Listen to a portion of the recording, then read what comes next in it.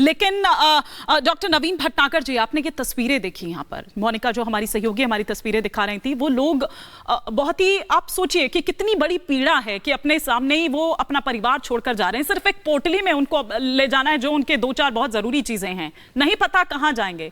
ऐसे में रेस्क्यू कितना मुश्किल हो जाता है, क्योंकि मैं उस टीम की बात करूंगी, आज वो जो एक्शन और वो जो बैठक हो रही है वो चल रही है, उसमें एनडीआरएफ भी है, एक अहम रोल होता है आपके डिपार्टमेंट का। लेकिन सबसे पहले तो मैं रेस्क्यू की बात करूंगी, क्योंकि अब कह दिया गया है कि भैया वहां पर ध्वस्त कर दिए जाएं वो तमाम घर जो जर्जर अवस्था में हैं। कितना मुश्किल होता है जो वहां से जाना ही नहीं चाहते। जी बिल्कुल, ये एक अहम सवाल है और यही नहीं, मैंने कई जगह ये महसूस किया और देखा भी है, लोग मेंटल ट्रॉमा में गुजर जाते हैं। कारण ये कई सालों से उस एरिया में रह रहे होते हैं, इमीडिएटली उनको खाली करके शेल्टर होम में जाना पड़ता है।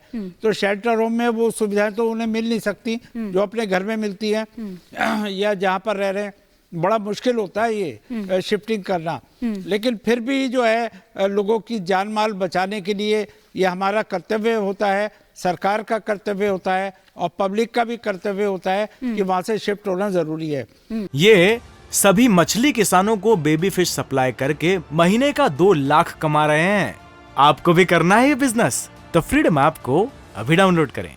देखिए, मैं पहले भी कह चुका हूं और भी चैनल्स पे ही बताया है, ये हैं सैंडी रॉक्स और वाटर स्टैग्नेशन कई जगह है और कहीं भी कुछ हो सकता है। दूसरा, हिमालयन रिज के अंदर यहाँ सिस्मिक एक्टिविटी चलती रहती है और जो भूकंपीय जो एक्टिविटी होती रहती है, तो इसलिए एक कच्चे पहाड़ है, इसमें रिस्क नहीं लिया जा सकता। ये दरारें जो पड़ गई हैं इनको रोक सकते हैं। आजकल ऐसे सीमेंटिंग केमिकल्स आ रहे हैं जो इसको 101% रोक देंगे, वाटर फ्लो को भी कंट्रोल कर देंगे, ये सब कर सकते हैं, लेकिन फिर भी रिस्क है। इसलिए हम लोग कोशिश करते हैं कि ज़्यादा से ज़्यादा पब्लिक को हटा दिया जाए, क्योंकि ये रिस्की है। इसमें 1% भी हम रिस्क नहीं ले सकते, पब्लिक को इसमें बेयर करना पड़ेगा। ये आप कह सकते हैं ये नेचुरल फिनोमेना है। इसमें तो वैसे ही प्यारा ग्लेशियर जोन है, मतलब जहां पर आज ये परिवार रह रहे हैं वो ग्लेशियर दरअसल हैं बेसिकली, और वो लाखों साल जब बाद पिघलते हैं या जो स्थिति होती है वो शायद अब वही स्थिति है जिसका हम जिक्र यहाँ पर कर रहे हैं। बिल्कुल बिल्कुल ठीक बात है। तो उसमें खतरे ज्यादा होते हैं। हाँ। और ये जो इसमें वाटर स्टैग्नेशन कई जगह है। हाँ। गड्ढे हैं, तालाब हैं और फिर एनटीपीसी वगैरह उसके लिए वाटर स्टॉक चाहिए होता है। तो और दूसरा सबसे बड़ा, लोगों ने इलीगल माइनिंग बहुत की है। यहाँ पर जो है चूना पत्थर मिलता है जिसे लोग निकाल के ले जाते हैं, पेड़ काट दिए गए हैं, डिफॉरेस्टेशन किया गया है। तो ये सभी का इफेक्ट है। आप किसी एक पर्टिकुलर डिपार्टमेंट पे या गवर्नमेंट पे आप ब्लेम नहीं कर सकते। इसके अंदर सभी चीजें हैं। मतलब कुदरत का कुछ नहीं है हरीश जी, ये बेसिकली हरीश त्रिपाठी जी, ये कुदरत का नहीं मानव निर्मित है। देखिए, मानव निर्मित तो इस हिसाब से कि एक सिटी है, ये एक टाउन था, फिर धीरे धीरे उसकी पॉपुलेशन बढ़ने लगी।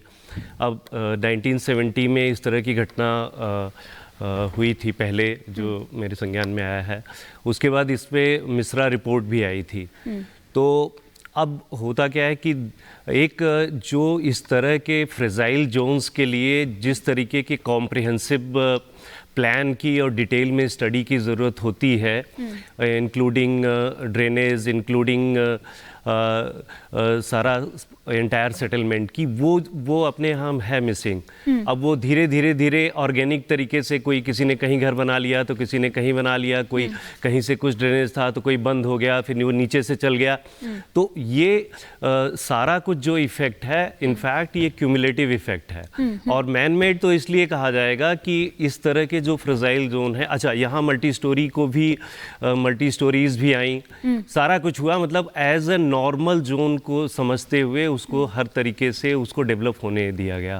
ये सभी मछली किसानों को बेबी फिश सप्लाई करके महीने का 2 लाख कमा रहे हैं। आपको भी करना है ये बिजनेस? तो फ्रीडम ऐप को अभी डाउनलोड करें।